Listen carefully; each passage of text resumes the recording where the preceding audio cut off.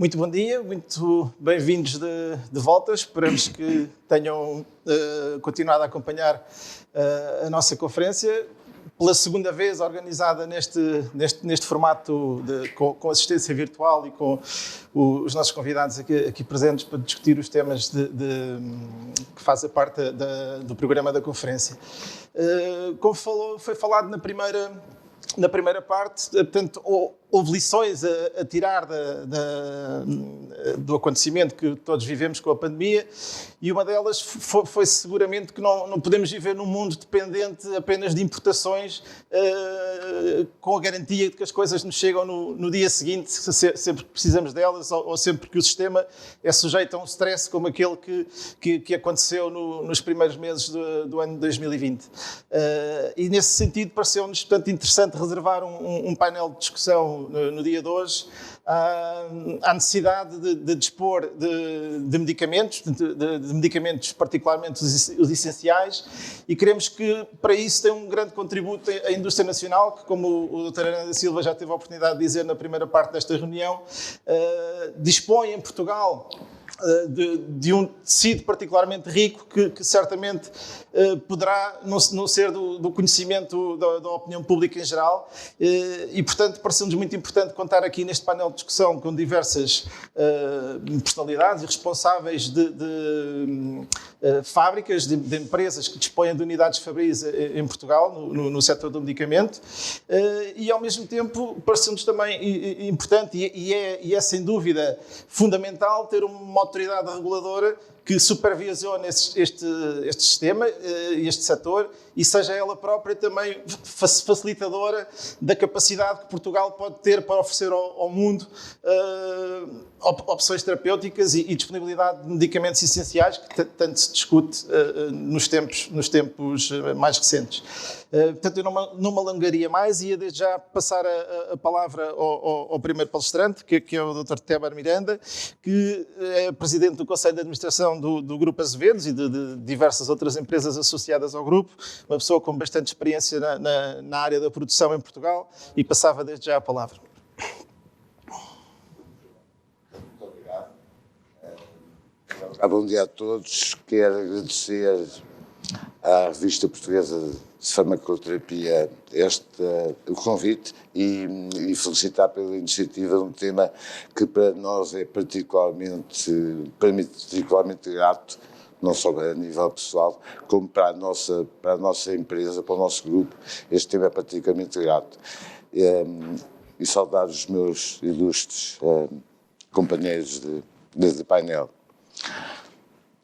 Portanto, para começar, e como me referiu Sérgio Vilão, e eu ia abordar um pouco o que é a nossa empresa, porque há um conhecimento generalizado, muito difuso sobre o que é a indústria farmacêutica em Portugal e o que é que se faz em Portugal, o que é que temos de valências técnicas e farmacêuticas, e portanto tenho o gosto de vos dar transmitir uma ideia do que é o Grupo Azevedos, como é que funcionamos. Portanto, um pouco de história, e a marca Azevedos. A marca Azevedos significa que há quase 250 anos fazemos medicamentos. Como referências históricas, temos várias que não só nos enchem de orgulho, mas que nos motivam a fazer mais. O início foi em 1775, não foi com a farmácia, foi com a Botica Azevedos, aberta no Rio. Depois, uma participação relevante dos medicamentos, dos produtos azevedos no Prémio Nobel da Medicina. O professor Egas Muniz utilizou uma solução de iodeto de potássio feita pelos azevedos para o seu trabalho de geografia. Depois, o início dos laboratórios Azevedos como entidade jurídica, até 85 era a sua marca, e a partir de 85 nasceu efetivamente a empresa Laboratórios Azevedos Indústria Farmacêutica S.A. Em 94, um salto importante na industrialização. Os laboratórios Azevedos já tinham uma posição muito relevante no fabrico de medicamentos em Portugal, tiveram que aumentar a capacidade e adquiriram o controle de um projeto farmacêutico, que era a Sofarimex, que desde então se tem desenvolvido e é a nossa fábrica em Portugal.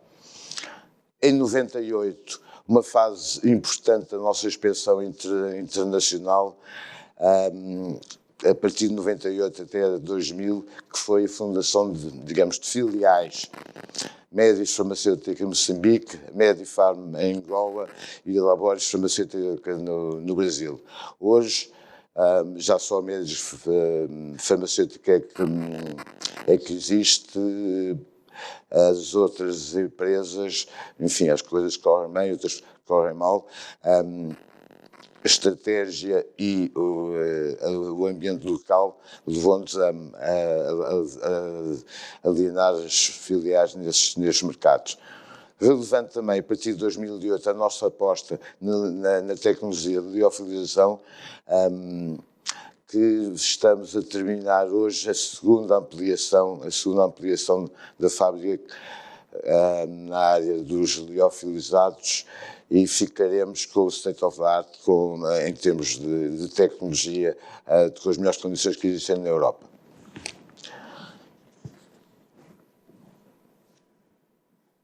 Passemos agora rapidamente como é que está organizado o grupo. Está organizado com segmentação por empresas especializadas nas diferentes áreas da cadeia do medicamento. Portanto, investigação e desenvolvimento, fabrico, produção, comercialização e distribuição. Estão aqui as principais empresas do grupo, tanto em Portugal como fora. São as empresas operacionais, de um total de 18 empresas que não são tão relevantes do ponto de vista operacional. Temos valores que desenvolvemos na nossa atividade e que procuramos incutir em todos os nossos colaboradores. Portanto, que é foco nos resultados, promovemos parcerias consistentes, procuramos sempre parcerias consistentes, que tenham visões convergentes com a nossa. Gostamos de fazer cada vez melhor. Temos, de facto, o objetivo da excelência e as pessoas, são as nossas pessoas que asseguram o sucesso.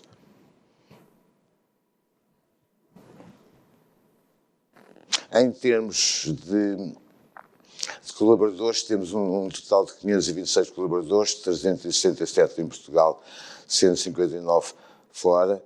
A nível de qualificação, 70% de ensino secundário, 20% de licenciatura e 10% de mestrados ou doutorados.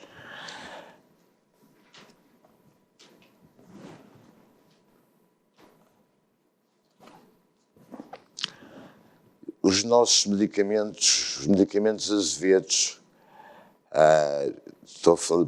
depois já vamos falar dos medicamentos que nós produzimos, mas aqui estamos a falar exclusivamente dos medicamentos Azevedos no mundo. Por definição, medicamentos têm que ter as autorizações das autoridades competentes, as AIMs. Temos 287 em Portugal, 272 no resto do mundo, e temos em avaliação 125 nesta altura, também de todo o mundo.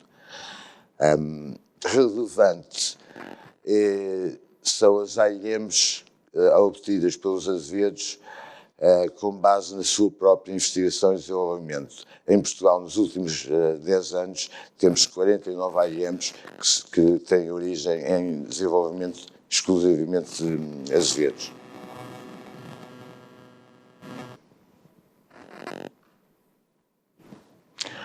também a nossa presença do mundo. E aqui já estamos a falar de medicamentos azevedos, mas estamos a falar basicamente de medicamentos produzidos pelos azevedos.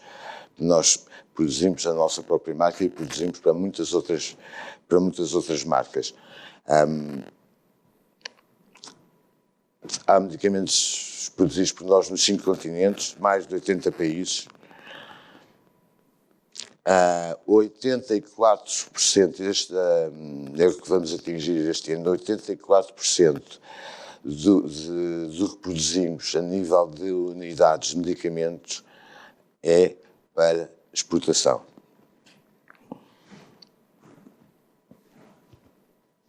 Agora, uma ideia, são números, os números são o que são, mas uma ideia da nossa capacidade. Nas várias áreas nós descobrimos uma grande parte das tecnologias das formas farmacêuticas e convertido em embalagens finais, portanto, produto acabado. Estamos com uma capacidade de ordem dos 100 milhões de embalagens, ficando este ano, no final deste ano, quando terminamos os incrementos que estão a ser realizados, com 115 milhões de unidades de capacidade anual. Para dar uma ideia, tudo isto é relativo, nós falamos milhões, agora falamos muito em milhões por causa da pandemia, das vacinas, me dá uma noção da relatividade.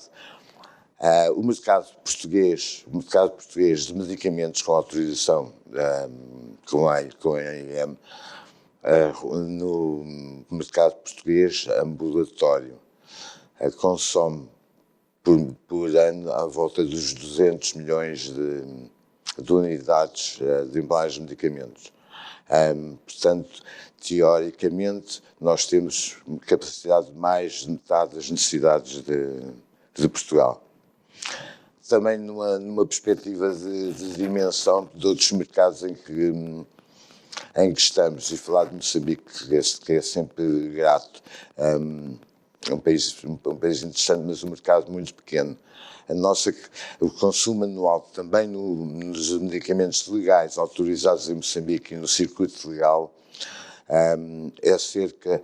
o consumo anual é cerca de metade do que nós produzimos no mês. Portanto, isto para dar uma ideia relativamente da escala.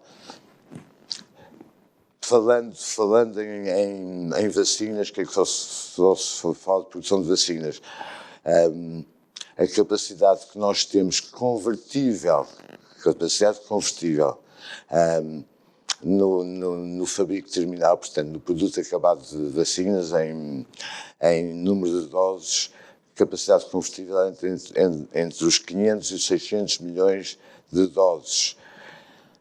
Portanto, para dar uma ideia do que é que existe de capacidade potencial.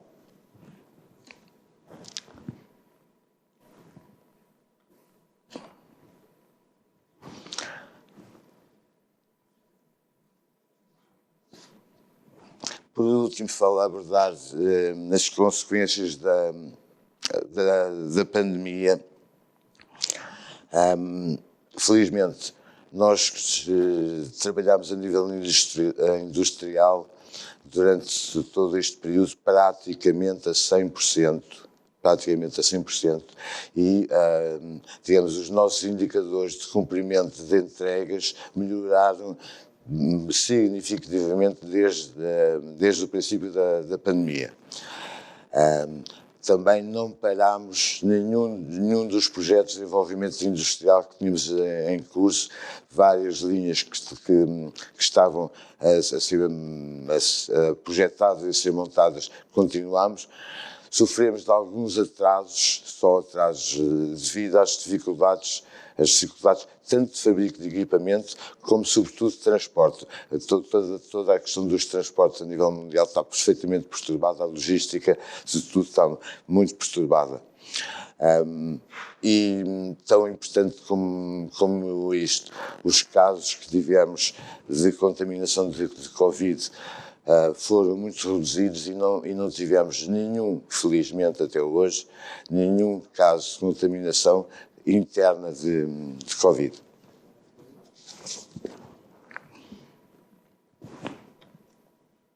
Em Moçambique, a Médicos Farmacêutica é a nossa importadora, distribuidora em Moçambique, é o primeiro player do mercado.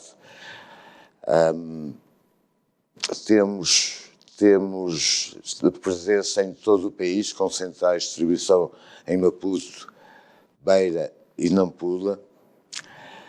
A ideia em Moçambique sempre foi o foco na acessibilidade e disponibilidade de medicamentos. Quando começámos, havia uma falta tremenda de medicamentos, não funcionava praticamente o mercado privado de medicamentos. Hoje temos, mais uma vez, em unidades, os produtos distribuídos pela Médicos Farmacêutica representam mais de 50% do mercado, mais uma vez, o mercado de medicamentos aprovados e no circuito legal. A disponibilidade de medicamentos é importante, a acessibilidade também é importante. Já podemos desenvolver a seguir. Apesar de termos mais de 50%, o preço médio dos medicamentos que nós distribuímos é 15% inferior ao preço médio do mercado.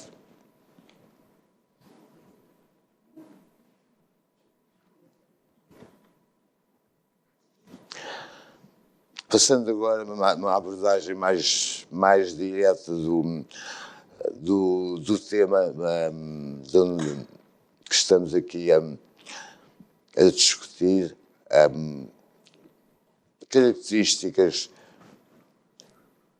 essenciais dos medicamentos. São definições, são atributos fáceis, mas que toda a nossa vida, quem anda à volta dos medicamentos, anda à volta destes atributos. Qualidade, eficácia e segurança. Todos nos preocupamos que os medicamentos tenham qualidade, eficácia e segurança. Cada vez mais o rigor e as exigências aumentam neste sentido. Mas também, para o medicamento ser completo a nível de atributos, é fundamental que tenha acessibilidade e tenha disponibilidade, com sentidos diferentes. Acessibilidade significa, de facto, que haja acesso, a nível de acesso económico, de preço, fácil para todas as populações dos medicamentos. Portanto, medicamento acessível. Disponibilidade é o que nós temos vindo a falar. Disponibilidade é basicamente o final. Medicamento certo, no local certo, na hora certa. Local certo e hora certa é tão importante como termos um bom medicamento. Não vale a pena termos bons medicamentos que não estão disponíveis quando são necessários. Foi tudo isto que se tem verificado por várias razões durante a pandemia.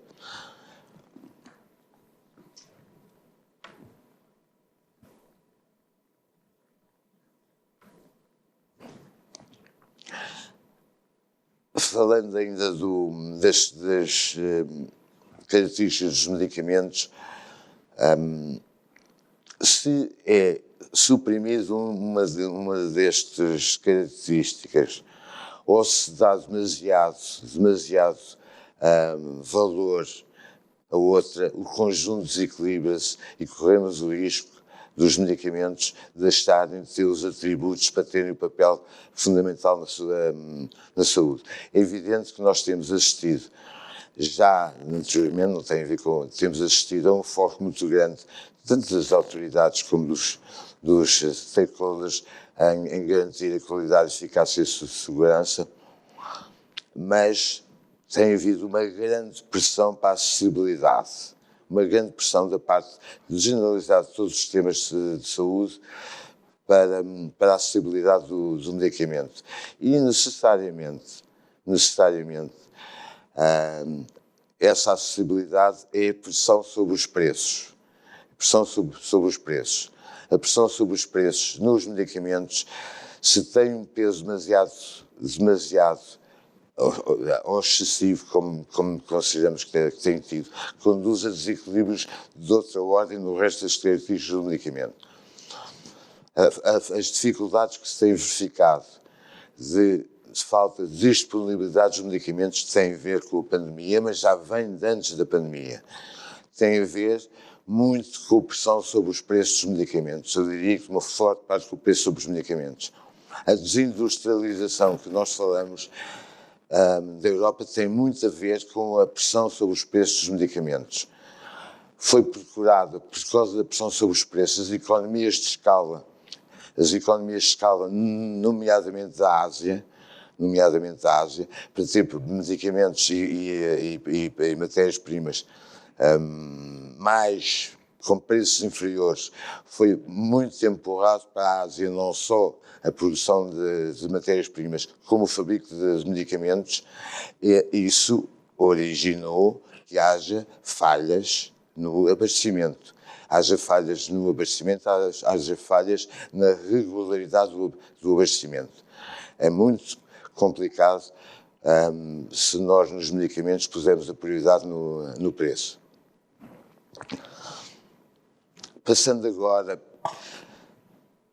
para a questão dos medicamentos de interesse terapêutico maior. Medicamentos essenciais, há várias definições de medicamentos essenciais, elas são adaptadas às circunstâncias, mas aqui é um bocado o foco nos medicamentos de interesse terapêutico maior, que são os medicamentos utilizados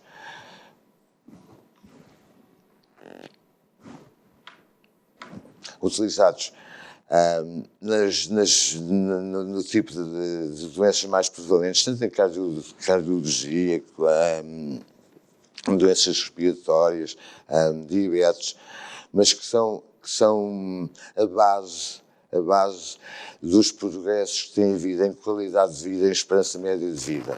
É preciso haver grande disponibilidade destes medicamentos para nós mantermos os indicadores. Com certeza que a inovação e avanços terapêuticos são importantes para nós conseguirmos a maior qualidade de vida e maior esperança média de vida, mas para sustentar onde chegamos, é preciso termos estes medicamentos de interesse terapêutico maior, ou medicamentos essenciais, disponíveis. O acesso e a disponibilidade de medicamentos deve ser uma prioridade na Europa e Portugal, é o que temos vindo a falar. E a indústria local de medicamentos essenciais deve ser resiliente, forte e com alto valor acrescentado. A indústria local, e aqui já ligamos à indústria local, a indústria farmacêutica em Portugal, a generalidade da indústria farmacêutica produtora em Portugal tem grande oferta a nível de medicamentos essenciais. Portanto, é aqui uma conjugação de medicamentos essenciais como a indústria local, é um fator importante a ter em conta.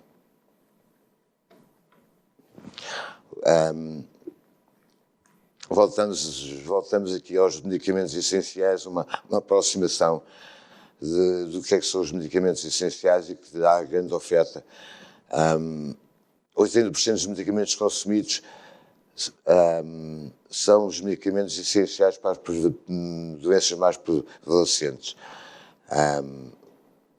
Na qualidade de vida, como já referi, tem um interesse muito importante na qualidade de vida e na manutenção dos indicadores, e os medicamentos essenciais devem estar disponíveis em Portugal e no espaço europeu, assegurando a autonomia face à dependência externa.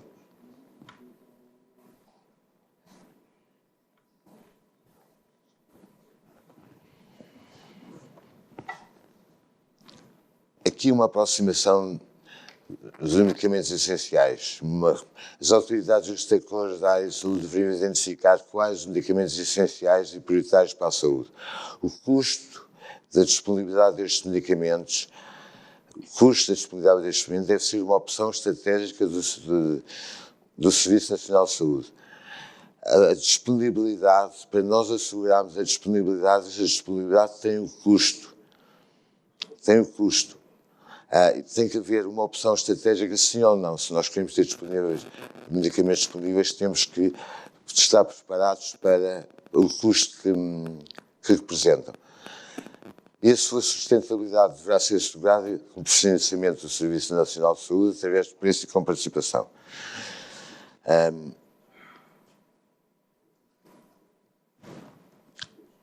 A disponibilidade, voltamos à disponibilidade, à falta de medicamentos que já se vinham verificando na Europa, que se acentuaram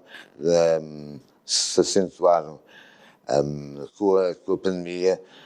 O que já vinha de trás tem basicamente como origem questões de preço. A sustentabilidade da disponibilidade é um fator, mais uma vez, essencial para podermos melhorar todos estes aspectos.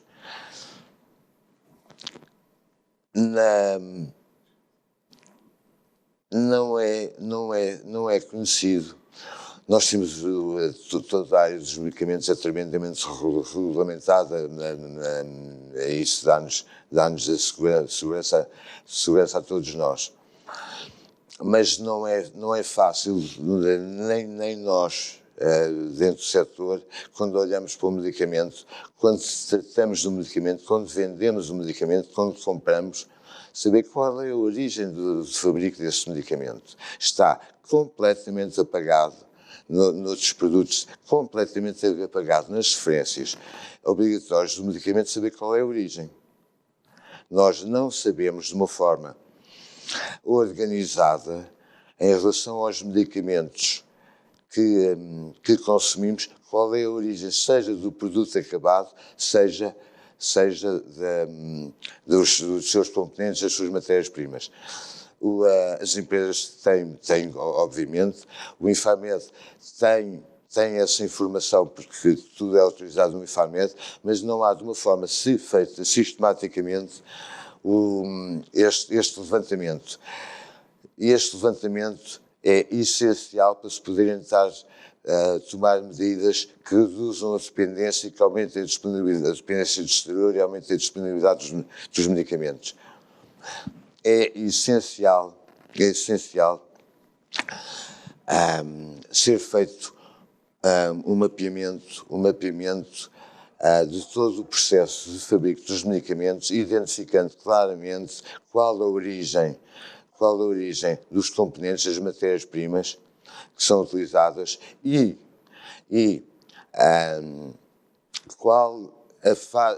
onde é que são feitas as diferentes fases do processo dos medicamentos. Hoje em dia há muitos medicamentos que têm fases do seu fabrico que são realizados em diferentes sítios, em diferentes países. Esta sensibilização é uma sensibilização e é uma orientação que está a ser tomada muito a sério na própria Europa e ontem mesmo nós recebemos e ficámos satisfeitos com isso, da Direção-Geral das Atividades Económicas do Ministério da Economia, no âmbito da Política Industrial 2020 da UE, um pedido de contributo da indústria exatamente para mapear a origem dos componentes. A origem dos componentes e a origem do fabrico. Portanto, com este mapeamento, podemos identificar e diferenciar todas estas origens. Podemos avaliar o risco destas origens, podemos encontrar em conjunto de stakeholders e autoridade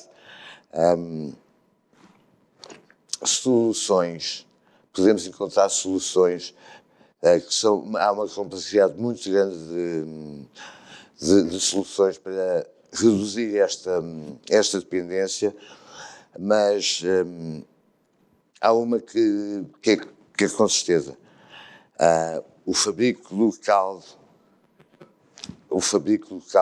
é com certeza uma parte importante destas soluções.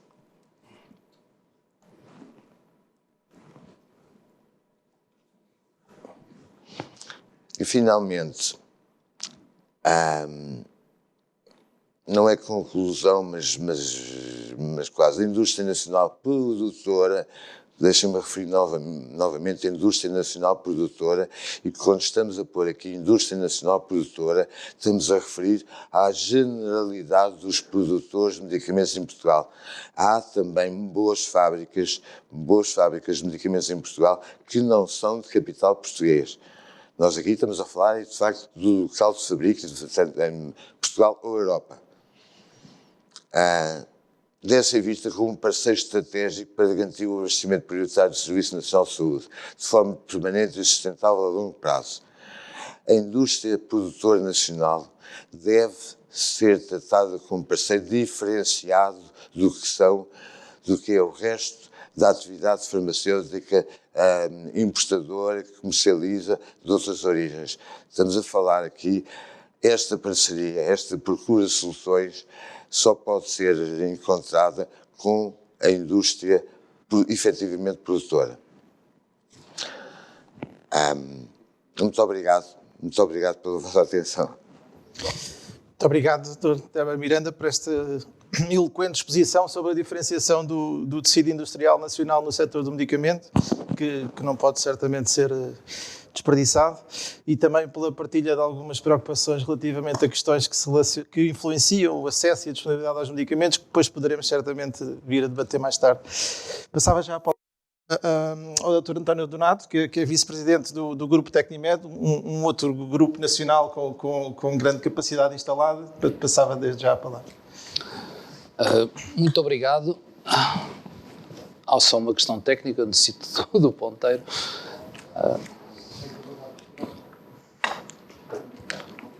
Para a minha apresentação. De qualquer forma, posso iniciar com os agradecimentos e depois iniciarei a apresentação. Queria agradecer, obviamente, à Revista Portuguesa de Farmacoterapia este convite que me foi feito, a mim e ao Grupo Tecnimed. Queria agradecer pessoalmente ao Dr. Aranda da Silva, pessoa que muito respeito e estimo há muitos anos, ao Dr. Sérgio Vilão e, obviamente, aos meus companheiros aqui nesta apresentação e neste debate. Eu devo dizer que estruturei a apresentação de uma forma diferente do Dr. Teber Miranda. Irei fundamentalmente tentar primeiro dar uma resposta à questão que está aqui colocada relativamente ao acesso a medicamentos essenciais e depois fazer um breve resumo daquilo que é o grupo Tecnimed. Agora parece que já temos resolvidas as questões técnicas e eu utilizei uma das definições daquilo que são os medicamentos essenciais e talvez aquela que é mais óbvia, que é a da Organização Mundial de Saúde. Não vos vou amassar com a leitura daquilo que são medicamentos essenciais. Acredito que todos aqueles que assistem a este debate terão este conceito como adquirido, mas quando estava a preparar a apresentação e estava a avaliar o que eram medicamentos essenciais, recordei-me de um artigo que tinha lido recentemente, há cerca de alguns meses, relativamente ao desenvolvimento de antibióticos. E é interessante esta temática porque nós normalmente referimos que o desenvolvimento farmacêutico é bastante condicionado pelas áreas onde existem lacunas terapêuticas, onde existem necessidades médicas por preencher. E uma das áreas onde claramente essas lacunas são evidentes é a área das infecções hospitalares e das infecções multiresistentes. As infecções hospitalares representam 6% do orçamento dos hospitais públicos, quase 5% dos doentes hospitalizados tiveram uma infecção adquirida num hospital entre 2015 e 2017, são os resultados da OCDE, em média, e morrem 700 mil pessoas de infecções resistentes a medicamentos. Portanto, poderíamos ter em linha de conta que esta área seria uma área prioritária do ponto de vista do desenvolvimento e do ponto de vista da avaliação e do financiamento de fármacos. Um dos medicamentos, e o artigo que eu li era exatamente sobre este medicamento, sobre esta molécula, a marca era o Zemdri e a molécula é a plasomicina, é um aminoglicosídeo que foi desenvolvido para infecções complicadas do trato urinário. E o que era interessante no artigo é que a OMS efetivamente atribui-lhe a classificação de medicamento essencial. Só que na data em que esta classificação foi atribuída, a empresa já tinha falido. Investiu 15 anos e $1.000 milhões, de acordo com os dados que estavam publicados, para obter a aprovação na FDA. E mais tarde o que é que aconteceu? Os cientistas da empresa foram para outras áreas de investigação e desenvolvimento mais lucrativas. Isto resulta de quê? Deste binómio. O custo de desenvolvimento do antibiótico foi estimado, de acordo com dados publicados em 2017, como representante de $1,5 mil milhões, e a receita média gerada com a venda de um antibiótico é de cerca de $46 milhões ano. Fazendo os cálculos relativamente ao tempo de proteção de patente remanescente, é fácil perceber que não era possível obter o retorno para este investimento. E este caso deste antibiótico não é um caso virgem. Outros antibióticos e outras empresas que se têm dedicado ao desenvolvimento de antibióticos, particularmente para infecções complicadas, organismos multiresistentes, têm tido o mesmo sucesso ou o mesmo insucesso da plasomicina. Portanto, aquilo que a forma como eu resumi a resposta que nós, enquanto sociedade, demos ao desenvolvimento da plasomicina foi o get what you pay for. E, efetivamente, nós obtemos aquilo que premiamos ou o contrário daquilo que penalizamos. Quando fazemos a avaliação comparativa entre o desenvolvimento de antibióticos e, por exemplo, a área da oncologia, nós percebemos que há um decréscimo, desde os anos 80 do século passado, um decréscimo claro do desenvolvimento de novos antibióticos e um crescimento sucessivo daquilo que são o desenvolvimento de medicamentos na área oncológica. Portanto, reforçando aquilo que disse anteriormente, you get what you pay for. Portanto, nós temos de avaliar esta questão dos medicamentos essenciais numa perspectiva dupla, diria eu, quando estamos a ligar à indústria nacional. Nós podemos garantir o acesso local a medicamentos, sejam eles essenciais ou não essenciais, mas estamos aqui a debater os medicamentos essenciais, se simultaneamente nós formos capazes de garantir a sustentabilidade da indústria farmacêutica local. Essa questão é fundamental. Eu diria não apenas a sustentabilidade da indústria farmacêutica local, como toda a cadeia de valor do medicamento em Portugal. Portanto, nós aqui temos uma perspectiva dupla. Nós temos a perspectiva da indústria farmacêutica, das empresas que constituem a indústria farmacêutica nacional, e temos o enquadramento. O enquadramento é o contexto, é a sociedade, é aquilo em que nós decidimos investir ou aquilo que nós decidimos penalizar. Se analisarmos as características da indústria farmacêutica em Portugal, o que é que nós podemos identificar? Temos aqui neste painel hoje 3 empresas nacionais. Podíamos acrescentar várias outras, ou algumas outras, e aquilo que nós podíamos ter como exercício era estabelecer quais seriam as suas diferenças, e claramente íamos encontrar diferenças relativamente às prioridades em termos de investigação e desenvolvimento, abordagem comercial, os parques industriais que têm, qual é o grau de especialização que têm determinadas formas farmacêuticas, mas há 2 traços que são sempre comuns: investimento e exportação. Toda a indústria nacional, ou a maioria da indústria nacional, tem tido este foco duplo: investir para poder exportar. E, efetivamente, quando analisamos o posicionamento competitivo da indústria farmacêutica europeia, são dados de 2018, nós verificamos que existem, digamos, um sinal verde e um sinal vermelho. Quando comparamos com os outros países da União Europeia, somos claramente, estamos numa posição de destaque relativamente ao investimento, mas temos, relativamente também aos outros países, um problema de dimensão. É sabido, e tem sido publicado em vários papers, que a exportação de medicamentos na União Europeia é extremamente influenciada pela dimensão do setor de saúde de cada Estado-membro. Portanto, nós conseguimos perceber que, estando num país periférico com 10 milhões de habitantes, nós teremos logo à partida uma barreira. Não somos, claramente, enquanto país, enquanto sistema de saúde e, consequentemente, enquanto mercado nacional, não temos dimensão, não temos volume suficiente para alimentar uma indústria.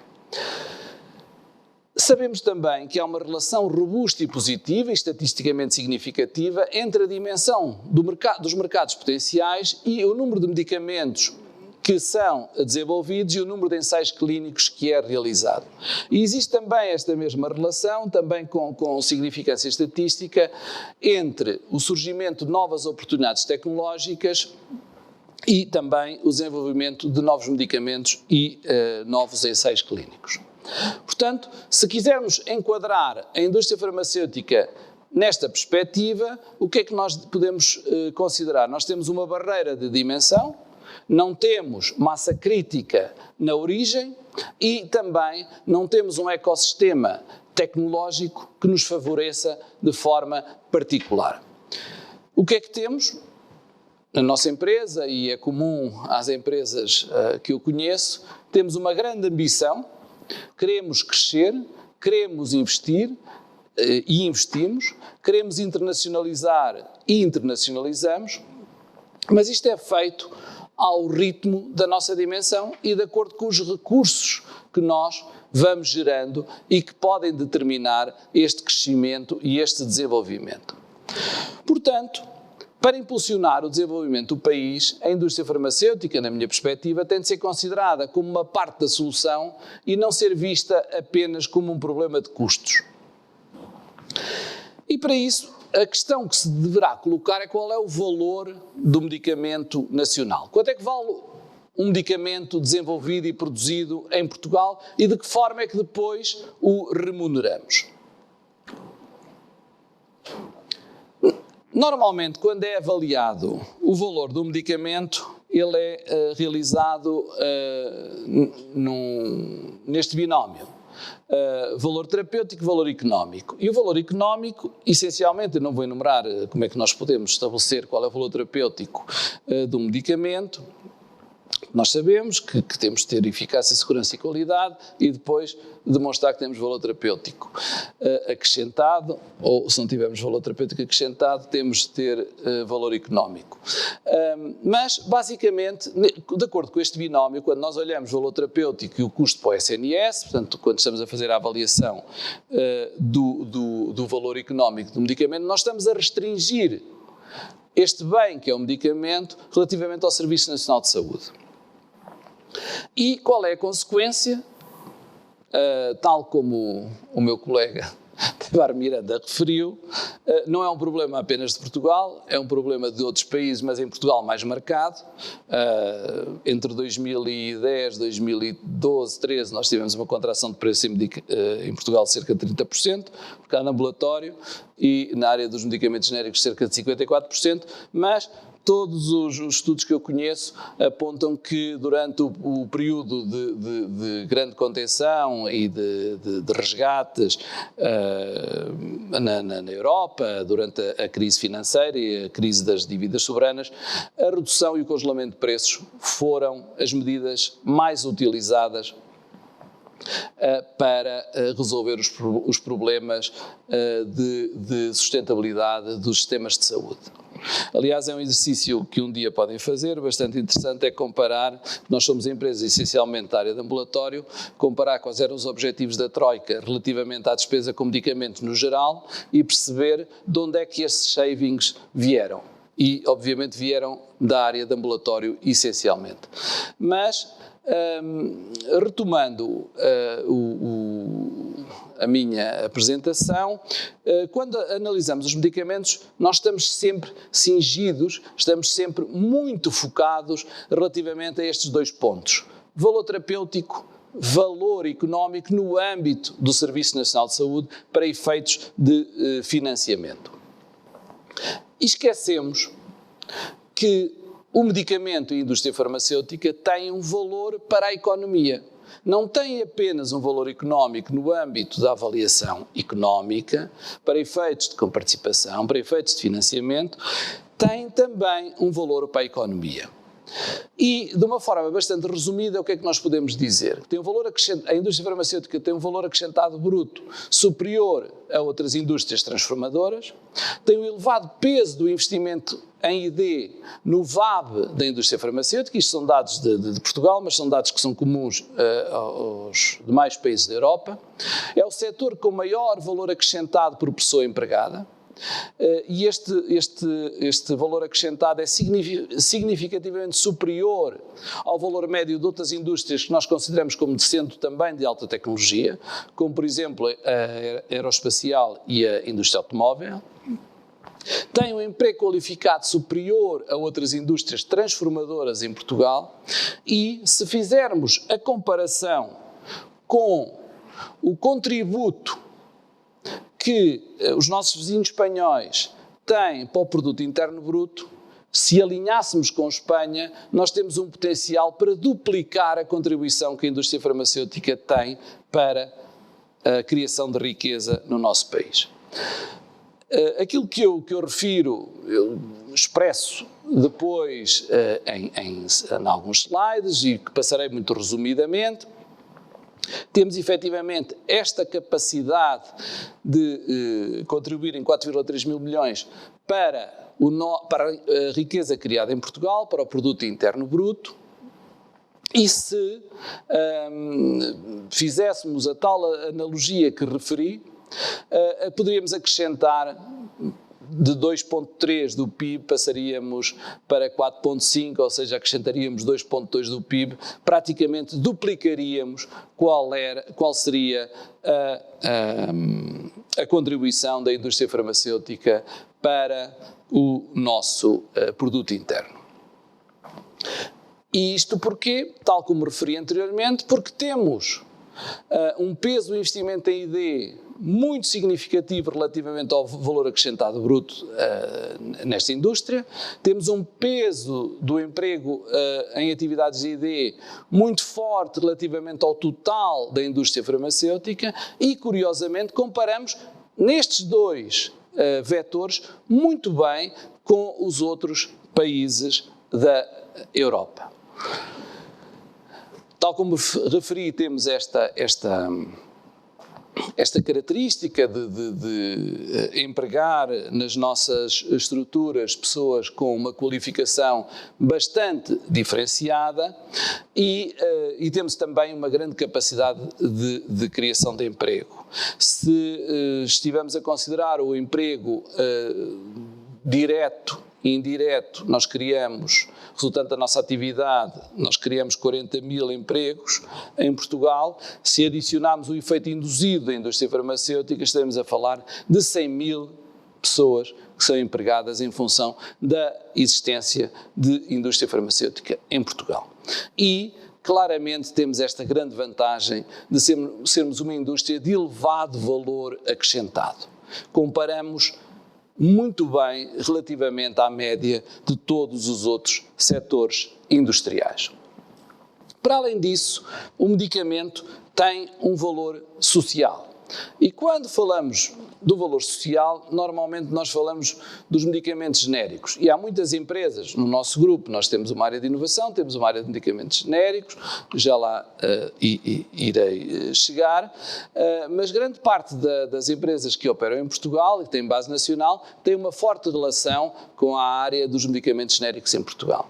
E dados retirados da página da Apogen, aquilo que nós podemos verificar é que em 10 anos, entre 2011 e 2020, a poupança para as entidades pagadoras e para os utentes, com a existência de medicamentos genéricos, foi de 4,3 mil milhões de euros. Os medicamentos genéricos, como é sabido, têm estas vantagens e daí decorre o seu valor social, permitem um aumento de acessibilidade, permitem um aumento de disponibilidade. Há vários estudos publicados relativamente à evolução de determinadas doenças com aquilo que nós podemos denominar a democratização da utilização de alguns fármacos e a consequência que tem relativamente à morbilidade e à mortalidade. Contribuem para a sustentabilidade do sistema e também abrem espaço para a entrada da inovação. Se não houvesse medicamentos genéricos em Portugal, obviamente que a disponibilidade para a entrada da inovação, seja ela incremental ou disruptiva, obviamente que seria mais reduzida. No entanto, quando nós avaliamos quando nos comparamos relativamente aos demais medicamentos que são comercializados em Portugal, aquilo que acontece, eu não estou a dizer que deva ser diferente, estou apenas a referir o que acontece, o preço e a comparticipação do medicamento são exatamente iguais, sendo ele totalmente importado ou totalmente produzido em Portugal relativamente... portanto, sendo ele totalmente importado ou sendo ele totalmente produzido em Portugal. Da mesma forma que o preço e comparticipação do medicamento inovador serão também iguais se ele for totalmente desenvolvido num outro país ou se tiver havido uma parte do desenvolvimento tecnológico ou dos ensaios clínicos realizados em Portugal. E também podemos dizer mais. Relativamente à área dos medicamentos genéricos, sendo verdade que 50% do mercado de ambulatório em Portugal, mais de 50% do mercado de ambulatório é assegurado em volume com medicamentos genéricos e, portanto, se estivermos a falar dos medicamentos que são utilizados nas doenças mais prevalentes no nosso país, há soluções na área dos medicamentos genéricos. Aquilo que nós vemos também é que os medicamentos genéricos têm sido utilizados basicamente como uma ferramenta para redução de preço e não não são vistos como uma tecnologia ou como soluções estratégicas para o país. Portanto, qual é o futuro para a indústria farmacêutica local? Na nossa perspectiva, quando nós olhamos para os rácios da despesa com medicamentos, nós olhamos sempre para o lado do numerador. Esquecemos que estes rácios da despesa têm um numerador e um denominador. Se nós estivermos a analisar a despesa relativamente à riqueza criada, relativamente ao produto interno, esquecemos que há uma outra parte da fração onde nós podemos mexer. E nós temos de nos focar essencialmente no denominador e perceber de que forma é que o medicamento pode ajudar o país a crescer.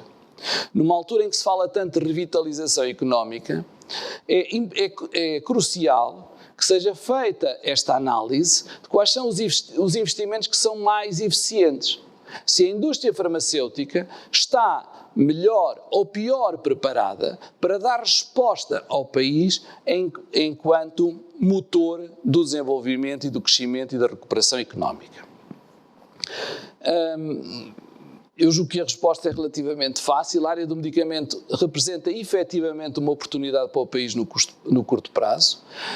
Por exemplo, através da exportação, e aqui da exportação estamos a falar essencialmente da exportação não paralela, estamos a falar essencialmente de medicamentos genéricos, e no médio prazo para criar condições para aumentar o grau de inovação, tanto do ponto de vista tecnológico, do ponto de vista industrial, como de inovação de produto. Para isso, o que é que necessitamos? Pela questão da dimensão que abordei anteriormente, nós necessitamos de massa crítica. Nós necessitamos de ter dimensão no ponto de partida. Nós não podemos exportar problemas, nós só podemos exportar aquilo em que somos virtuosos e com força. Portanto, nós necessitamos de massa crítica no ponto de partida. Nós necessitamos de capacidade de inovação e de dimensão industrial.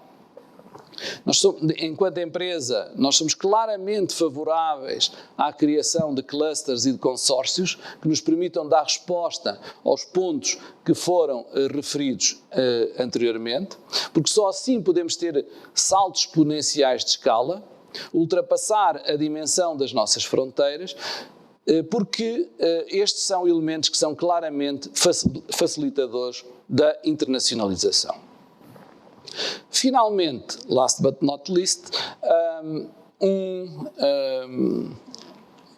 um slide sobre o nosso grupo. A Tecnimed foi fundada em 1980, é uma empresa de capitais totalmente privados. Neste momento empregamos mais de 700 colaboradores. Somos um dos principais laboratórios farmacêuticos ibéricos em termos de expansão internacional. A denominação que temos para o grupo é Grupo Tecnimed.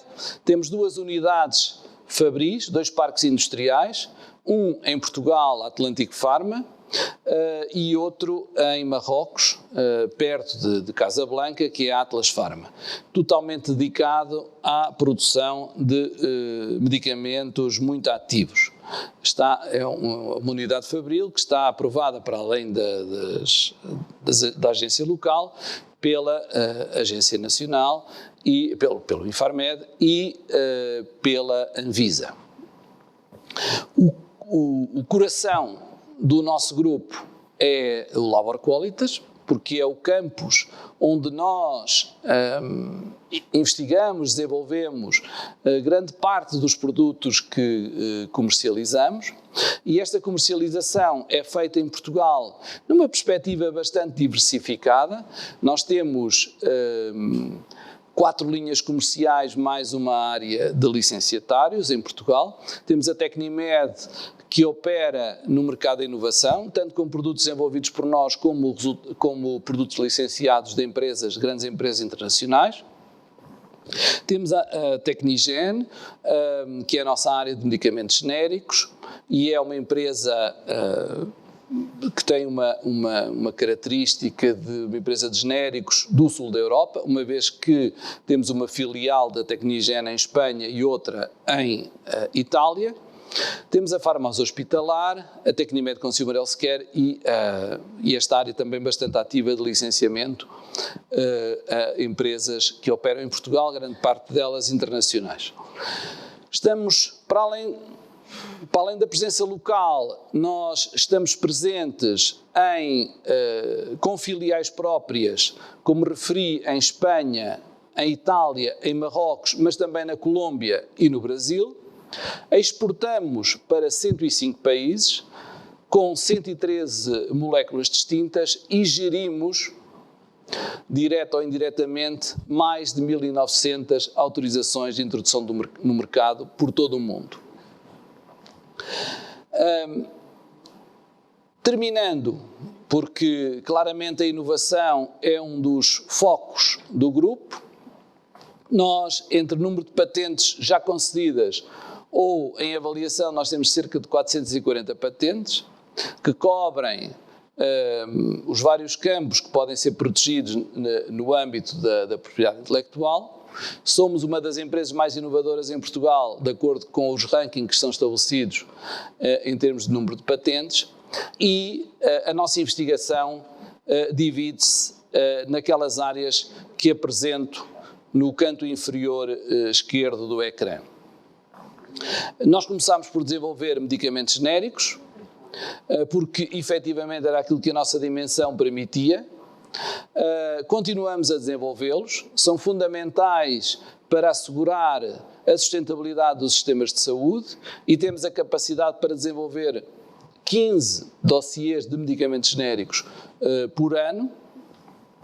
Temos uma outra área que nós podemos chamar aquilo que normalmente se denomina pelo value added, com novas combinações fixas, com o desenvolvimento de novas formulações, por exemplo, os long-acting injectables, desenvolvimento de formulações depot, subcutâneas, sistemas de injetáveis com microsferas. Estamos a desenvolver vários produtos nesta área. E depois temos duas áreas daquilo que nós podemos denominar inovação de base ou mais disruptiva.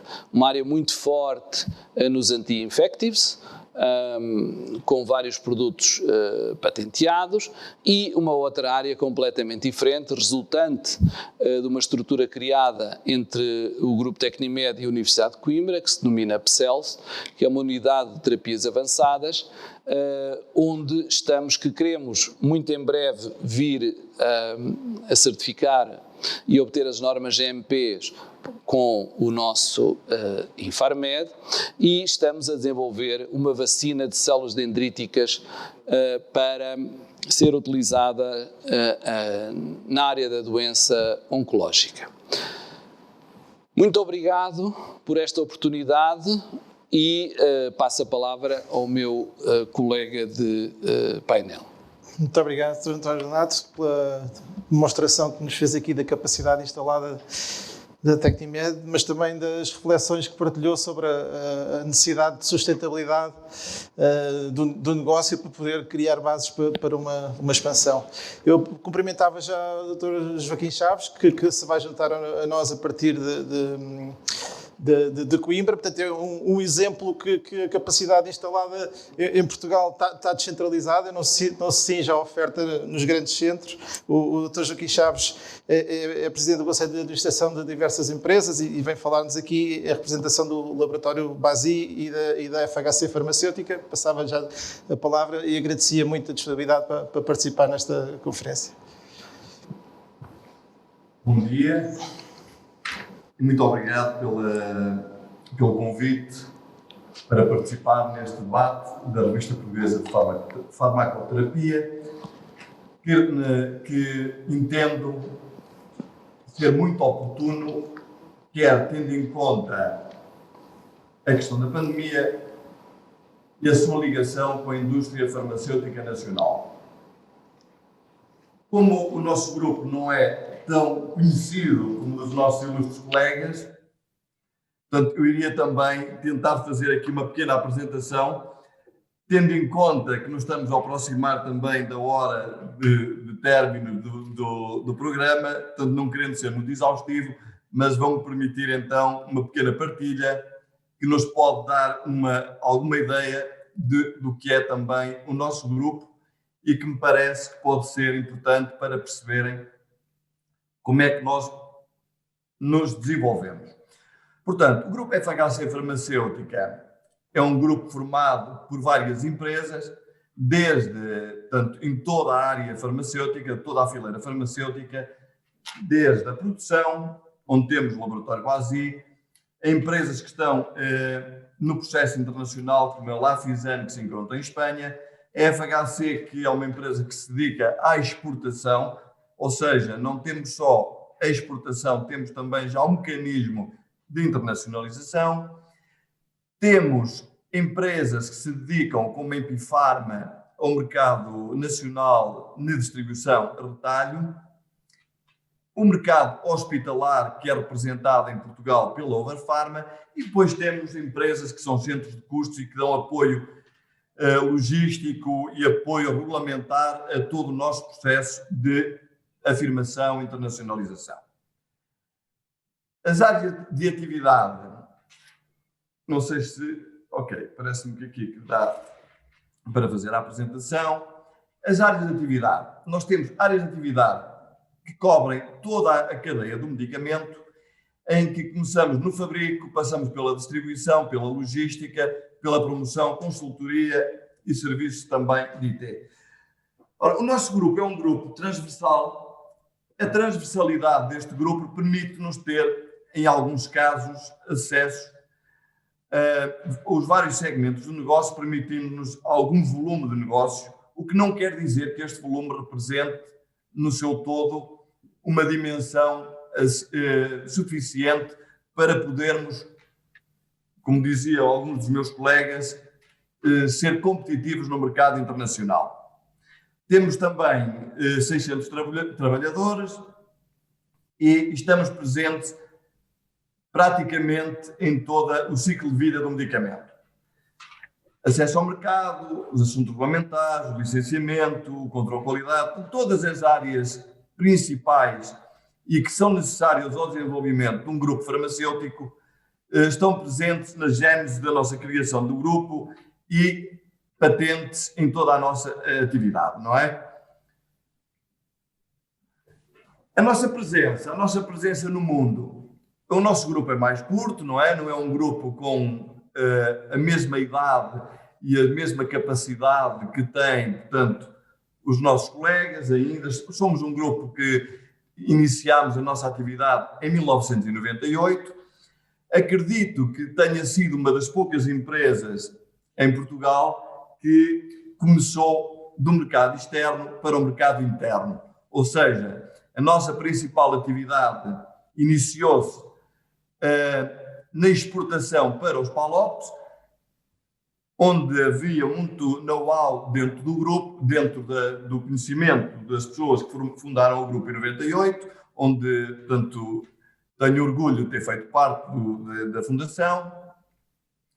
E este processo de exportação levou-nos e ensinou-nos que, se não tivermos unidades industriais, não conseguimos ser competitivos no mercado global. Daí que, depois de muito esforço, de muitos erros, muitas nuances, conseguimos voltarmos então para o mercado interno, onde tentámos, de alguma forma, criar um portfólio, uma base para criar um portfólio de produtos essenciais que nos permitissem manter o acesso ao mercado internacional na exportação, nos permitissem ter uma franja de mercado no mercado português e projetar no futuro para mercados mais regulados, mercados que nos exigissem mais e que nos permitissem crescer. Fizemos um percurso difícil, como todos os percursos que são feitos. O desafio da indústria em Portugal é muito elevado. Na indústria farmacêutica é maior ainda, porque é uma indústria de capital intensivo, de mão de obra muito qualificada, onde é necessário um investimento contínuo.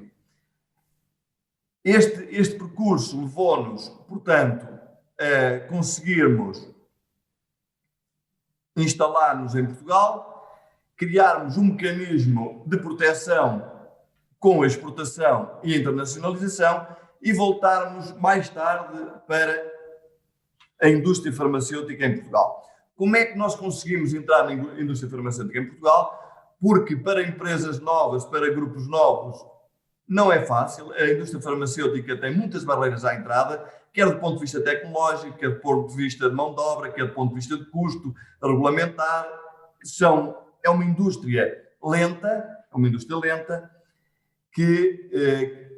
em que as barreiras à entrada, por vezes, afastam muitos dos potenciais investidores. Nós iniciámos a nossa atividade industrial em Portugal através dos laboratórios VASI, onde iniciámos a aquisição de cotas por volta do ano 2004, que fomos adquirindo paulatinamente até conseguirmos ter o capital, portanto, um domínio de capital que nos permitisse fazer investimento. Então transferimos a indústria farmacêutica BASI de Coimbra para Mortágua, numa primeira fase. Tivemos que fazer um investimento de uma forma sustentada, paulatina. Fizemos primeiro a transferência daquilo que era para nós mais importante, que era termos o controle efetivo da qualidade dos medicamentos que comercializávamos, porque nós tínhamos uma operação internacional de exportação e distribuição e iríamos entrar então na parte do fabrico. Transferimos em 2010 o controle de qualidade para Mortágua, fizemos um investimento na altura de 5 ou 6 milhões de euros. Passámos, assim que foi possível, iniciámos a transferência da unidade industrial que existia em Coimbra, num prédio que toda a gente conhece, com 4 pisos, antigo, mas que permitiu o início. Passámos então para Mortágua. Em Mortágua construímos uma unidade industrial que se dedica ao fabrico de formas semissólidas e líquidas, e ultimamente conseguimos então fazer a construção de uma nova unidade industrial, que é o Laboratórios BASI, que desenvolvemos, em que iniciámos o desenvolvimento do projeto em 2015, que foi também originado pela aquisição de uma empresa que existia no Norte, que era a Paracélsia, ou seja, tivemos que fazer um investimento substancial em conhecimento, em tecnologia de fabrico antiga, mas que foi fundamental para nós podermos transferir então e ganharmos um know-how para a área industrial onde nos encontramos agora. Foi o maior investimento que fizemos e que foi realmente muito importante no desenvolvimento do grupo. Ou seja, em 2019 concluímos um investimento de 40 milhões de euros em Mortágua, onde temos o nosso complexo industrial, onde fabricamos, portanto, 240 produtos, mais ou menos 240 produtos, em áreas tão vastas como injetáveis de pequeno volume, injetáveis de grande volume, também os semissólidos e os líquidos. Neste momento, depois de um investimento de cerca de 25 milhões na fase inicial e nos últimos anos mais 40 milhões, temos capacidade instalada produtiva para injetáveis de grande volume, numa capacidade entre 100 mililitros e 1 litro, de cerca de 50 milhões de unidades. Construímos também uma linha muito moderna, portanto, nós chamamos a indústria 4.0, para uma capacidade de injetáveis de pequeno volume entre 70, dependendo da capacidade das ampolas, e 150 milhões, e mantivemos também as unidades de líquidos e semissólidos, em que podemos ter uma capacidade industrial instalada à volta de 60 milhões de unidades. Ora, aqui, relativamente à apresentação, eu julgo que é suficiente, não vos quero roubar mais tempo e gostava de compartilhar convosco algumas preocupações que julgo que são comuns à indústria farmacêutica nacional, que alguns dos meus colegas também já referiram, mas nunca é demais nós referirmos e tentarmos transmitir esta mensagem, porque é realmente muito importante para o futuro da indústria nacional. Todos os nossos colegas falaram da dimensão do mercado e, efetivamente, a dimensão do mercado é um handicap muito relevante no desenvolvimento da indústria farmacêutica nacional. Nós somos apologistas de que haja, pelo menos, uma harmonização do fabrico, ou seja, não haverá provavelmente, entendemos que não há a necessidade de andarmos todos a fabricar as mesmas formas farmacêuticas, os mesmos produtos.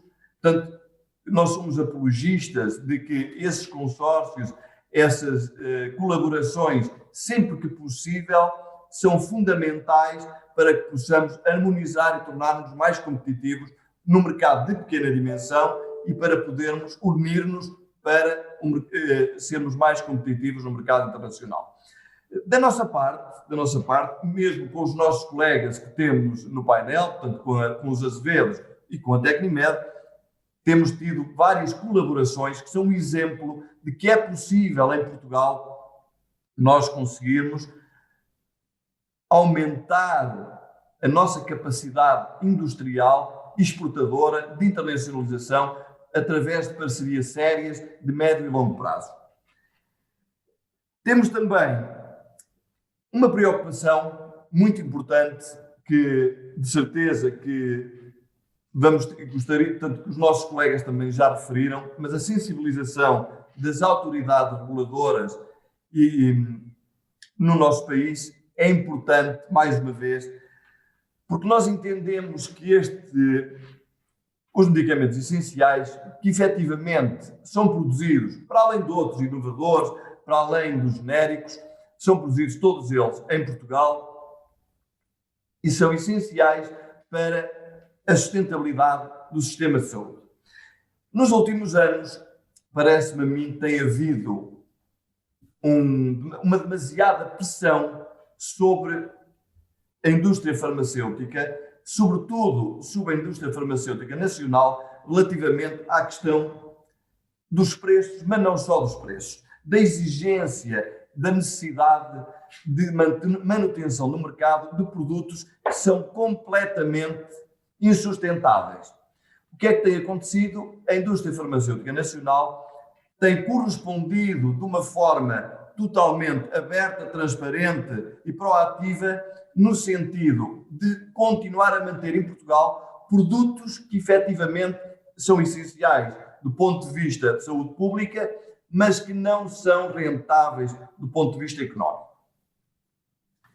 Ou seja, a erosão de preço que se tem vivido nos últimos anos, na minha opinião e na opinião do BASI, deveria ser olhada de uma forma mais pormenorizada, no sentido de não perdermos o arsenal, portanto, produtos essenciais que sejam retirados do arsenal terapêutico, ficando limitados, provavelmente, em muitos casos, a produtos de custo mais elevado e, em alguns casos, até com menos eficácia.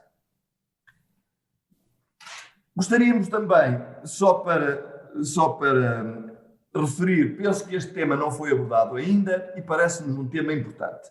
A dimensão do mercado é importante, o preço é importante, mas haverá também outros temas que são importantes na sustentabilidade da indústria farmacêutica nacional e que a nós nos parece muito importante que haja uma forma diferente de abordar o mercado e, sobretudo, o mercado hospitalar no que respeita aos concursos públicos e ao consumo das unidades hospitalares. Eu não sei se os nossos colegas têm essa sensibilidade, se têm a mesma dificuldade, mas nós que somos uma empresa que estamos muito dedicados ao mercado hospitalar, temos muita dificuldade em conseguir perceber quais são efetivamente as necessidades que o mercado hospitalar tem. Não conseguimos ter uma previsibilidade do consumo, não conseguimos ter uma previsibilidade do preço, não conseguimos ter uma previsibilidade da necessidade a médio e longo prazo. Ora, esta falta de previsibilidade também obriga, portanto, a que haja, por vezes, rupturas desnecessárias. Ou seja, se nós conseguíssemos ter uma previsibilidade maior por parte do Sistema Nacional de Saúde, no que respeita, sobretudo, aos medicamentos produzidos em Portugal, seria muito mais fácil evitar as rupturas e muito mais fácil nós podermos responder às necessidades do sistema. Só para terminar e para poder ter aqui um bocadinho da pandemia, eu acho que a pandemia, portanto, nós achamos que a pandemia na indústria farmacêutica nacional obviamente que não foi bem para ninguém, não foi boa para ninguém, e mesmo para a indústria, criou uma pressão exagerada em determinado momento, porque a indústria farmacêutica nacional, de uma forma geral, não parou, teve que mitigar todas as medidas de proteção individual, teve que mitigar os problemas de cada um dos colaboradores, os problemas de cada uma nas deslocações, os medos que se criaram em determinado momento, sobretudo ali no início de 2020, em que havia uma dificuldade grande em as pessoas quererem vir trabalhar. E eu julgo que a indústria nacional esteve à altura, a indústria farmacêutica nacional esteve à altura, conseguiu mitigar todos esses problemas, conseguiu manter-se em funcionamento, conseguiu responder de forma geral, adequada às necessidades do mercado nacional e também às necessidades, em alguns casos, do mercado internacional. Gostaria também de referir que o contexto regulamentar nesta nova realidade é efetivamente diferente. Portanto, não havendo o mínimo de risco quanto à saúde pública, houve uma facilitação por parte das autoridades no sentido de promover até a disponibilização de produtos essenciais no mercado global. Portanto, nós tivemos experiências muito positivas em mercados como o Brasil, em mercados como o México, em mercados como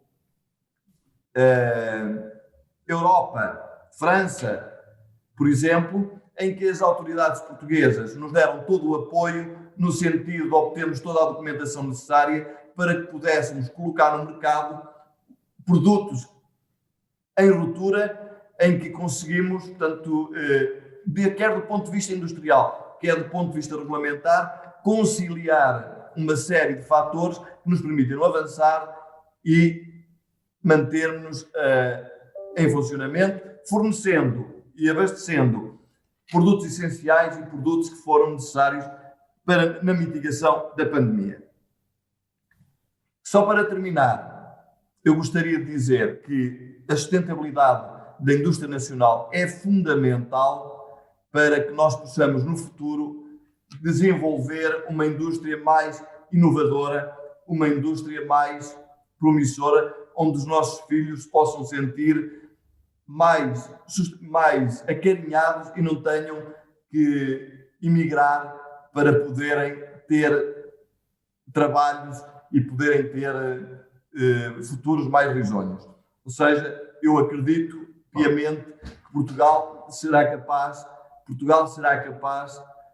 de resolver esse problema e mitigar essas dificuldades num futuro próximo, com as disponibilidades que esperamos se venham a ter dos vários fundos estruturais e de apoio da pandemia no futuro próximo. Não vou avançar mais, julgo que já estamos próximo do tempo de encerramento. Não sei se ainda temos mais os ilustres colegas que têm que fazer as vossas intervenções. Eu, por mim, da minha parte, quero agradecer todo a vossa atenção e estou disponível para tanto. Obrigado. Muito obrigado, Dr. Joaquim Chaves, pela toda a exposição e mais alguns apontamentos que trouxe aqui para o debate que teremos em seguida. Portanto, como todos os intervenientes já foram falando, a Autoridade Nacional do Medicamento não poderia ser de outra forma, tem aqui um papel fundamental para contribuir, para alavancar toda esta capacidade que o país tem em termos produtivos na área do medicamento e, portanto, nós não poderíamos deixar de contar aqui hoje com representantes dessa mesma autoridade. Vamos ter agora para comentar as intervenções e todos os comentários que fomos ouvindo ao longo destas intervenções. A doutora Fernanda Ralha, que portanto, tem já uma vasta experiência no Infarmed, quer na área de inspeções, quer na área de licenciamento. Portanto, é diretora da unidade, de uma das unidades desde 2002 e da outra desde 2009. Covid-19 e, portanto, certamente poderá contribuir aqui para responder a alguns dos anseios dos palestrantes anteriores. Teremos também o Dr. Nuno Simões connosco, que portanto, tem há vários anos também desenvolvido funções na administração pública, quer no Infarmed, quer na Administração Central de Saúde, e é presentemente diretor da Unidade de Projetos Interinstitucionais e para o Sistema de Saúde. Eu começava talvez pelo Sr. Nuno Simões. Muito obrigado, Dr. Sérgio. Também felicitar a revista Farmacoterapia pelo seu aniversário. Agradecer também o convite do Dr. Aranda da Silva para estar aqui presente e a representar o Infarmed. E também cumprimentar os outros colegas da mesa. O tema da disponibilidade de medicamentos está efetivamente na ordem do dia mais recentemente corrente daquilo que a pandemia nos veio trazer, mas é um a que o Infarmed se dedica já há muitos anos, pelo menos desde 2004. É um tema que acompanha desde há bastante tempo.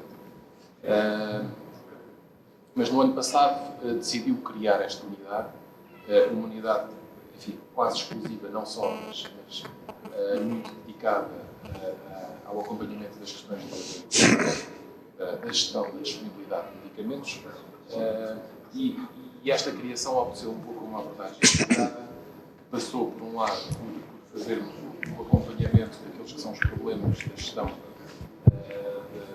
das rupturas, digamos assim, e das faltas também.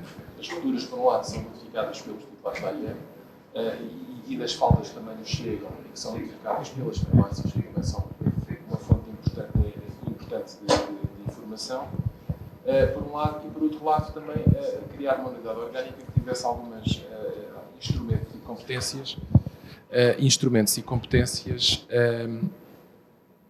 que pudessem de alguma forma trazer e ter algumas soluções para mitigar parte dos problemas, nomeadamente as autorizações de utilização excepcional, que passamos a fazer a análise de todos os pedidos que nos chegam, quer das empresas também, quer dos hospitais, e também a manutenção da lista de notificação prévia para efeitos de exportação, que agora procedemos já à alteração do regulamento e que entrou em vigor o novo regulamento o mês passado e que traz também uma perspectiva diferente.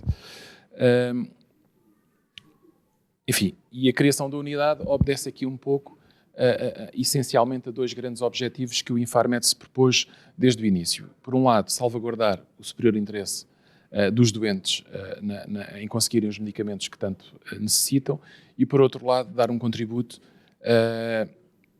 para o regular, o contínuo e o normal abastecimento do mercado. Nestes últimos, tudo isto assenta um pouco num conjunto de alterações legislativas que foram produzidas em 2019 e que vieram trazer um conjunto de novas responsabilidades para esta área, nomeadamente para os operadores do setor, para as empresas, nomeadamente, titulares da AIEM, distribuidores, todos incluídos, não é? Desde o abastecimento contínuo e regular do mercado, a importância de terem estratégias de desenvolvimento e desenvolverem, enfim, know-how e alguma perícia no desenvolvimento de mecanismos de prevenção e da gestão das rupturas, os estoques de segurança, que também passaram a ser uma obrigação, e a notificação antecipada em 2 meses de rupturas que efetivamente se vão verificar ou de potenciais rupturas que a empresa possa estar a antever e que nesse período possa até evitá-las, e grande parte delas é o que sucede, portanto não chegam a ocorrer. E nos casos de medicamentos enfim, mais imprescindíveis ou que têm um impacto cuja ruptura tem, cuja ausência ou falta no mercado tem um impacto médio ou elevado, a necessidade de desenvolverem planos de prevenção de escassez no sentido de apresentar um conjunto de soluções ao Infarmed que demonstrem a forma como vão mitigar ou procurar resolver o problema o mais rapidamente possível. E, portanto, neste último ano, digamos assim, porque a unidade tem cerca de um ano, um dos primeiros aspectos que eu gostaria de enfatizar é que tem havido, de facto, um trabalho em grande parceria e grande colaboração com as empresas, com os titulares da AIEM, com os distribuidores, também com farmácias, e temos também tentado fazer aqui uma ligação muito próxima com os serviços farmacêuticos hospitalares, que nos dão aqui alguma informação que é bastante útil. E, portanto, neste ano, acho que conseguimos desenvolver uma boa relação profícua com todos estes atores e que também, do nosso lado, desde o início, sempre dissemos e sempre manifestamos a nossa total disponibilidade para ouvir as empresas e para ouvir as empresas e para, em conjunto, discutir as soluções para cada problema que nos é colocado. Também para referir outras coisas que temos vindo a fazer, no pico da última vaga de Covid, fizemos, enfim, uma monitorização também muito próxima, semanal até, quer com hospitais, quer com as empresas, de produtos, um conjunto de produtos que se encontrava sob maior pressão e maior consumo do hospitalar, e graças a essa articulação e facilitação que foi feita, foi possível assegurar aqui uma gestão mais eficiente, digamos assim, do produto que se encontrava disponível e evitar, digamos, situações de ruptura. Temos também uma articulação estreita com o Departamento de Inspeção do Infarmed para todas as questões relacionadas com a disponibilidade, desde a condução, portanto, na realização de averiguações com as empresas, portanto, a obtenção de mais informação em situações que não nos permita visualizar ou obter toda a informação, e também para a condução de inspeções sobre esta área, na área da disponibilidade. Portanto, fizemos também aqui algum conjunto de alterações à plataforma SIATS, que no fundo é o nosso principal instrumento de trabalho, que é por onde as empresas notificam as rupturas, e que passou um pouco por haver um maior rigor e mais exigência na informação que nos é solicitada. Publicamos um conjunto de orientações para o setor sobre a gestão da disponibilidade. Publicamos também as listas de medicamentos em situação de ruptura e também as cessações que vão ocorrendo no mercado de comercialização.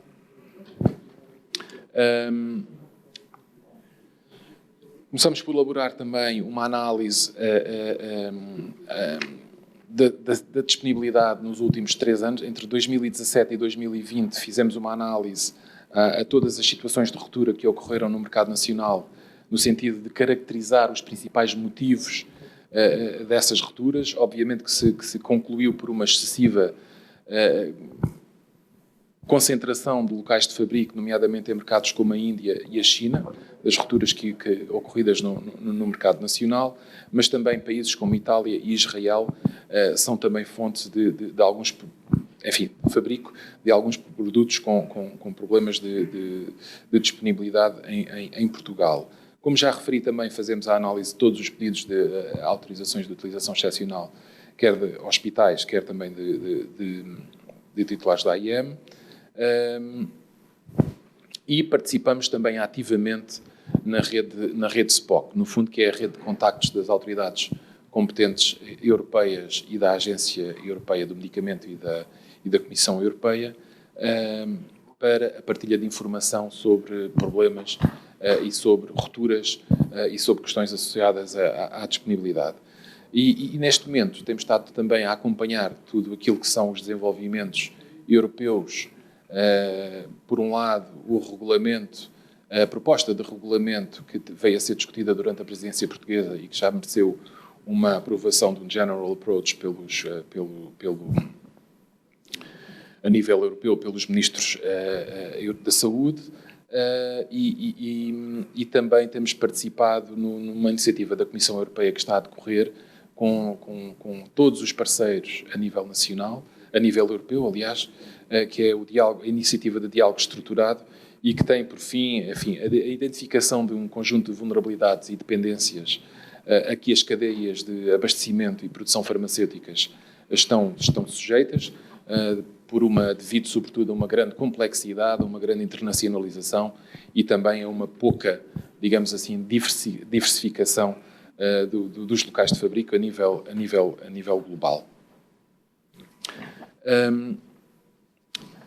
Uma das competências desta unidade, e também era uma das competências desta unidade, da nossa unidade, passa também pela antecipação de problemas e a prevenção de rupturas.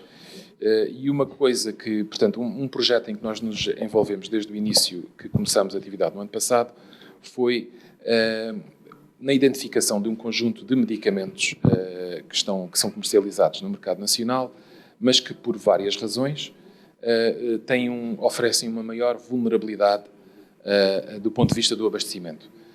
São medicamentos, sobretudo, comercializados por apenas uma empresa, por apenas um titular da AIM, que tiveram um histórico de ruptura recente nos últimos 2 a 3 anos e que são considerados, enfim, essenciais ou imprescindíveis do ponto de vista da sua finalidade terapêutica.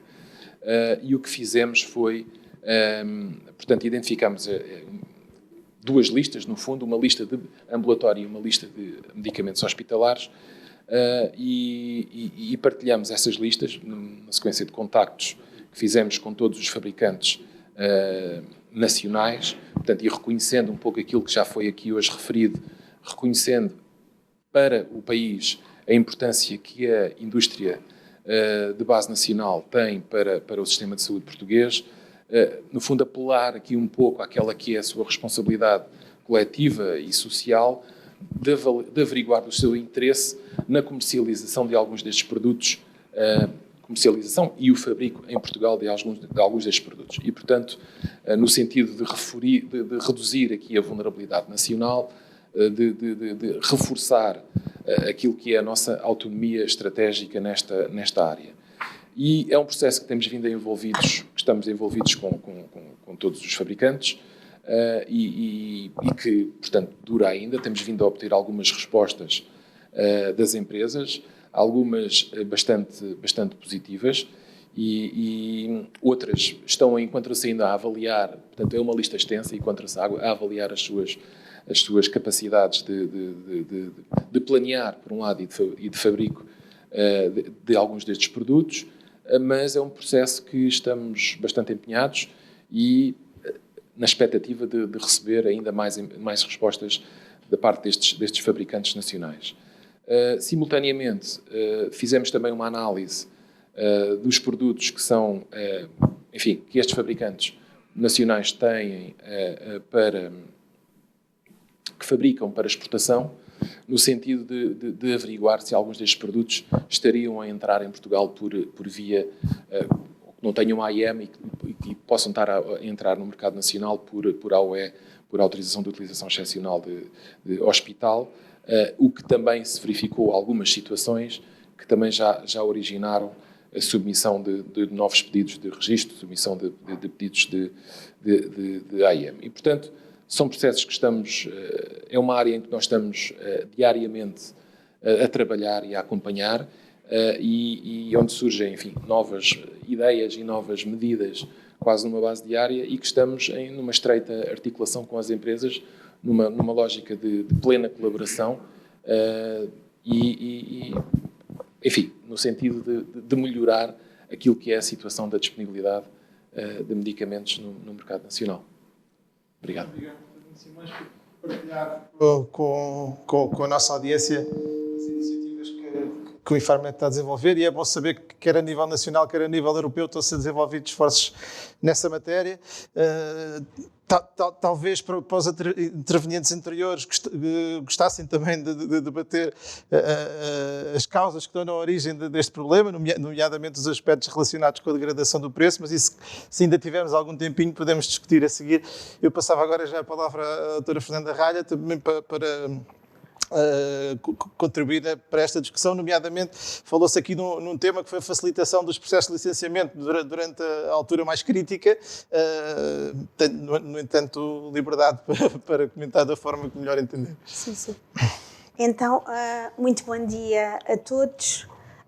Em primeiro lugar, quero agradecer à Revista Portuguesa de Farmacoterapia, na qualidade do Dr. Aranda, o convite que foi endereçado ao Infarmed para estar aqui. Quero cumprimentar todos os intervenientes do painel e todos os participantes desta reunião. A vantagem de ser a última é que, efetivamente, todos os colegas já falaram de quase todos estes assuntos relacionados com a revista. No entanto, eu gostaria de referir e comentar algumas questões que foram aqui abordadas e que não posso estar mais de acordo. Uma delas foi, efetivamente, que o fabrico de medicamentos deve estar cada vez mais sediado em território nacional e não dependermos diretamente de importações de medicamentos, nomeadamente medicamentos provenientes de países terceiros e que têm todos um processo complexo de certificação por parte do Infarmed ou de outras autoridades dos Estados-membros para eles serem colocados no mercado. E, efetivamente, quando aconteceu a primeira fase pandémica da Covid-19, o Infarmed fez efetivamente um levantamento e aqui o Dr. Teber referiu que a DHEC pediu efetivamente um contributo à indústria farmacêutica sobre as cadeias de fabrico de medicamentos. O Infarmed fez efetivamente esse estudo em março de 2020 e, efetivamente, depois desse estudo feito, é um pouco assustador. Porque eu penso que a Europa nunca tinha muito acordado para o facto de estar quase totalmente dependente de países terceiros. Porque se não está dependente de países terceiros no fabrico do medicamento, está dependente de países terceiros no fabrico das substâncias ativas de determinados medicamentos. E há alguns medicamentos em que temos única e exclusivamente um fabricante de substância ativa e esse fabricante está sediado em país terceiro. O que significa que, na fase de pandemia, quando foram fechadas algumas fronteiras e quando a Índia fechou a sua fronteira durante ainda algumas semanas, ficámos completamente dependentes dos estoques que existiam dessas substâncias ativas nas fábricas e tínhamos alguns fabricantes portugueses, nomeadamente aqui o meu colega do lado, e a própria Tecnimed, que tinha efetivamente substâncias ativas para um determinado período de fabrico de determinados medicamentos e medicamentos esses que são essenciais para o nosso mercado nacional. Portanto, a pandemia efetivamente vem alertar que a Europa não pode estar dependente de países terceiros. A Europa tem que ter capacidade própria para fabricar determinadas substâncias ativas. E quando nós falamos de pandemia e quando nós falamos de fabricos de substâncias ativas e falamos de fabrico de medicamentos e nomeadamente vacinas Covid-19, muitas da substância ativa das vacinas Covid-19 e muito do fabrico de algumas vacinas Covid-19 também estão sediadas em países terceiros. E nisso o Infarmed, e nisso os inspectores e as autoridades competentes e a Agência Europeia do Medicamento, tivemos que nos adaptar a passar de fazermos certificações presenciais para certificações remotas. E posso-vos dizer que fazer uma inspeção remota é muito mais difícil do que fazer uma inspeção presencial. E fazer uma inspeção remota ao fabrico de uma substância ativa, de uma vacina Covid-19 e depois do produto acabado num país terceiro, é efetivamente um processo muito mais complexo. Nós sentíamos o seguinte: demora nós lá estarmos, porque isto realmente via Webex funciona mesmo muito lentamente. E isto são efetivamente constrangimentos que existem. E nós não nos podemos esquecer, e eu trazia aqui um pequeno levantamento, nós neste momento temos uma indústria nacional com alguma diversidade no nosso país.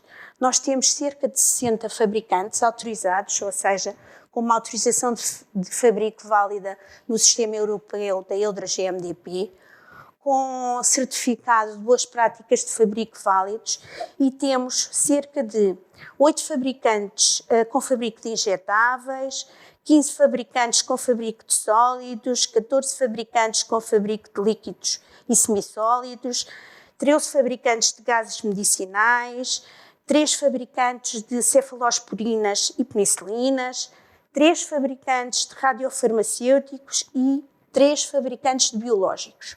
Ou seja, o nosso portfólio de tipo de formas farmacêuticas em Portugal tem crescido, portanto, tem crescido e já é algo com alguma diversidade.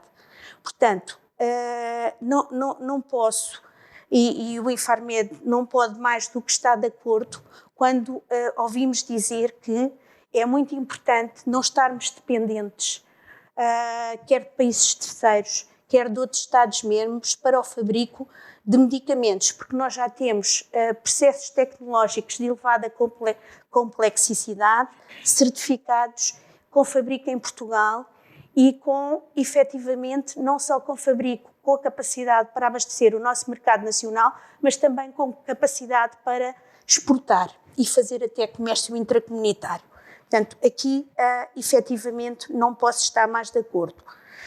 Pois gostaria só de comentar, e o meu colega disse quase tudo sobre o controle dos medicamentos essenciais, mas eu queria efetivamente só deixar aqui algo, e foi o Dr. Joaquim Chaves que referiu quando disse que existiu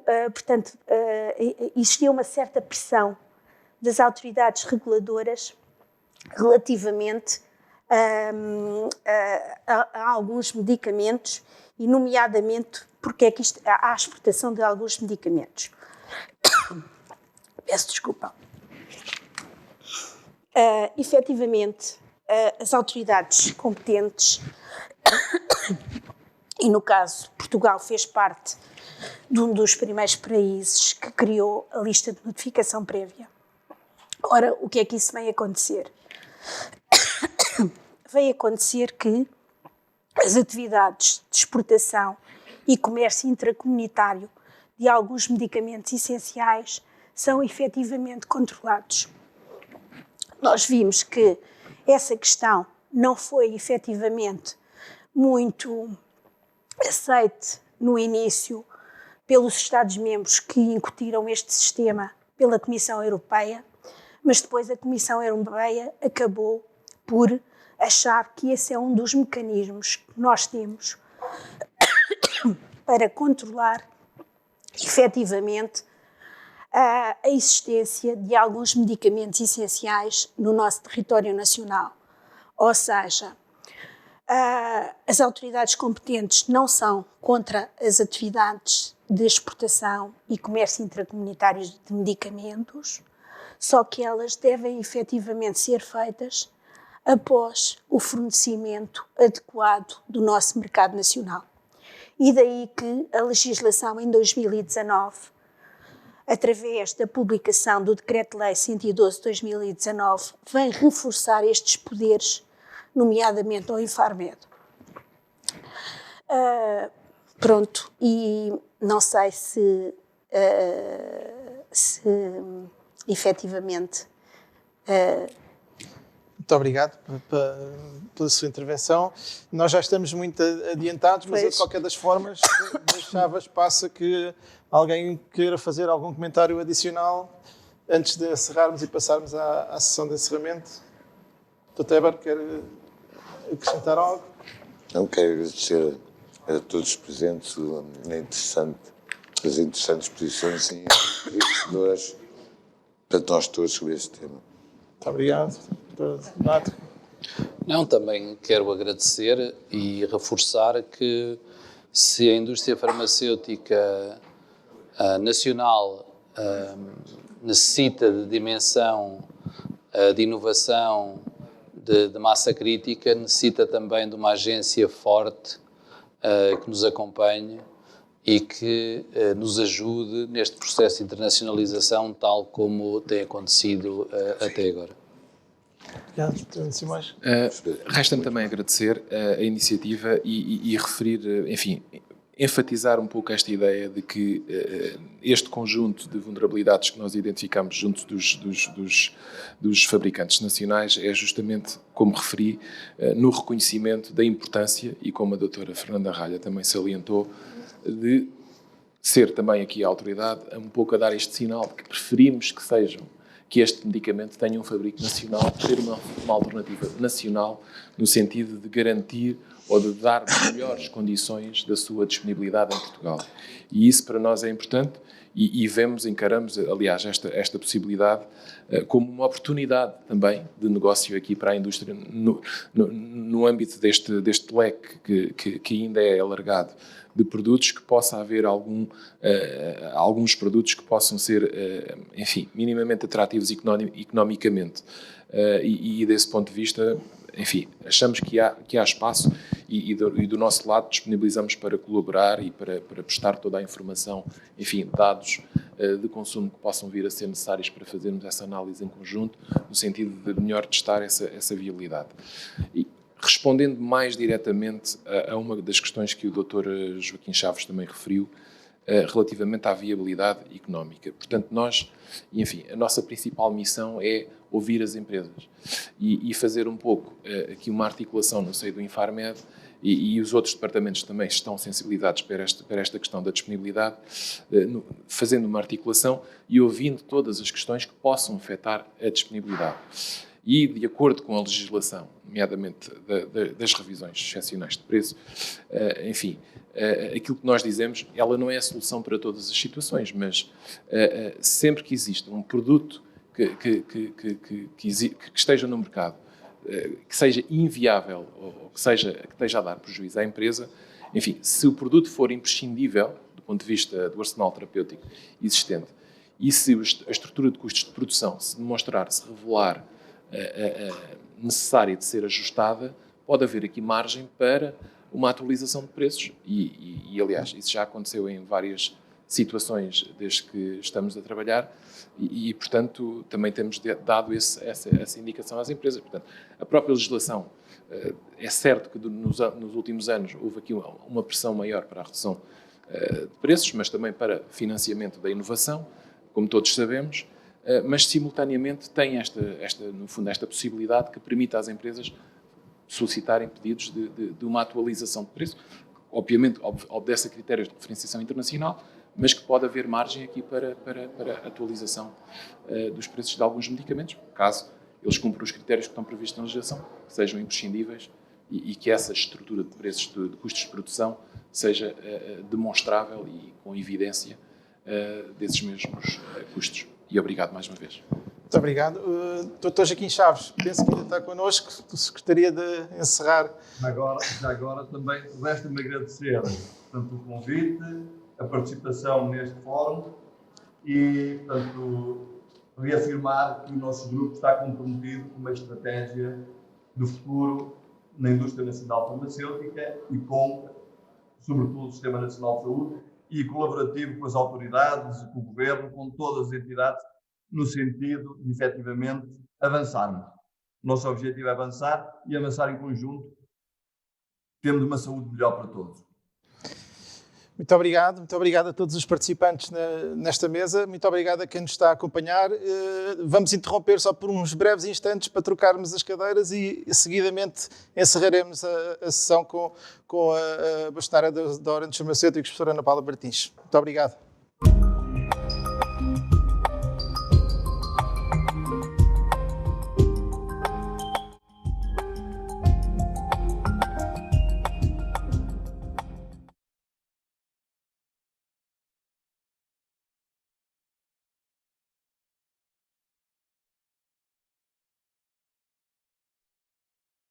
É muito bom. Ele vai ficar disponível hoje no nosso link através do YouTube, já tratado, e portanto poderão aceder, quem quiser depois ver as intervenções com mais pormenor, vai ter essa possibilidade e também vai ser cedido a várias organizações profissionais que aqui participaram, para poderem entrar através dos respectivos sites. Queria agradecer somente aos participantes que estiveram online, espero que tenham usufruído com agrado a este evento. Agradecer principalmente às pessoas que participaram e fizeram o sacrifício de estar aqui até esta hora. Eu julgo que podemos dizer que tivemos intervenções de grande nível, que nos vão pôr a pensar e também vão contribuir para que consigamos responder de forma mais eficaz aos desafios que temos pela frente. Eu não queria dizer mais nada. Em setembro, outubro, faremos um simpósio mais ligado à componente científica das terapêuticas e para já despeço-me e dava a palavra à Sra. Bastonária, a professora Paula Martins, para fazer um encerramento formal. Muito obrigada, Sr. Professor e Sr. Bastonário também. É com um grande gosto que a Ordem dos Farmacêuticos sempre se associa a estas reuniões anuais, que são um espaço que vai muito para além daquilo que é farmacoterapia, mas que a partir da ciência e do conhecimento debate temas da maior atualidade, como hoje aqui aconteceu. Como disse já o professor Anda da Silva, a própria Ordem irá divulgar através do um link cedido gentilmente pela Revista Portuguesa de Farmacoterapia, o que aqui hoje se discutiu e se passou para que possamos todos ouvir, refletir e que seja também este debate de hoje uma ajuda para o nosso dia-a-dia, quer na fase em que estamos a viver da pandemia, que se discutiu muito na primeira parte da manhã, mas também naquilo que é o pós-pandemia, que se discutiu muito na segunda parte da manhã, sobretudo sobre o futuro do setor farmacêutico em Portugal.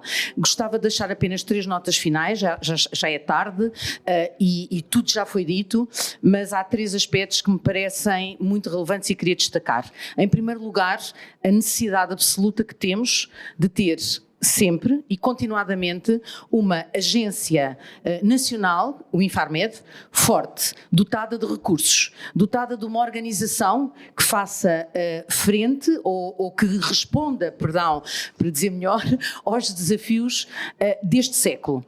Um século em que experimentamos uma pandemia que nunca tínhamos experimentado naturalmente, a maior parte de nós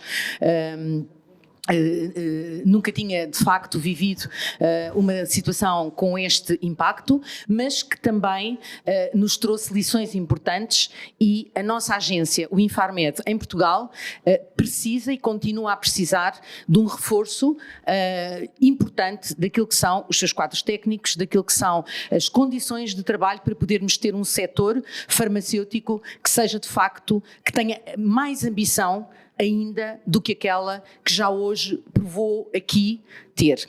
Em segundo lugar, chamar a atenção para os aspectos relacionados com a segurança dos medicamentos que nunca estiveram tanto na ordem do dia como hoje estão, e não por falta de nós, farmacêuticos e outros profissionais de saúde e o próprio Infarmed, digamos, investir naquilo que é, digamos, o nosso sistema de notificação espontânea e uma monitorização intensiva da segurança dos novos medicamentos, onde as vacinas da Covid, de facto, vieram demonstrar essa absoluta necessidade e oportunidade. E em terceiro e último lugar, e terminando, a importância estratégica e geoestratégica da indústria farmacêutica de base nacional. É absolutamente fundamental que passemos das intenções às ações e que aproveitemos enquanto país a capacidade instalada dos empresários portugueses, muitos deles farmacêuticos e hoje já numa diversidade enorme de profissões,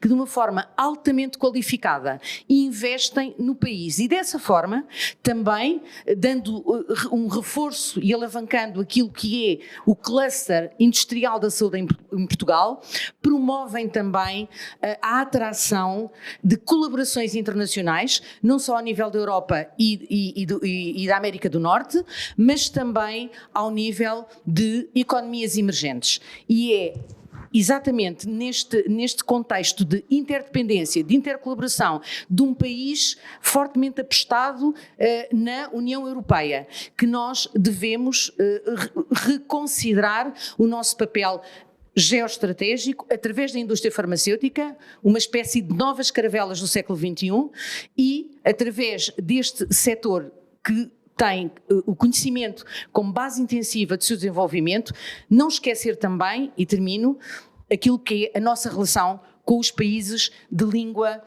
portuguesa. É muito importante, de facto, percebermos que naquilo que a África representa na nossa mundialidade e na nossa mundividência, é muito importante que este setor tão estratégico continue a ter condições cá para poder continuar a trabalhar lá e uns e outros continuarmos a ter esta relação que historicamente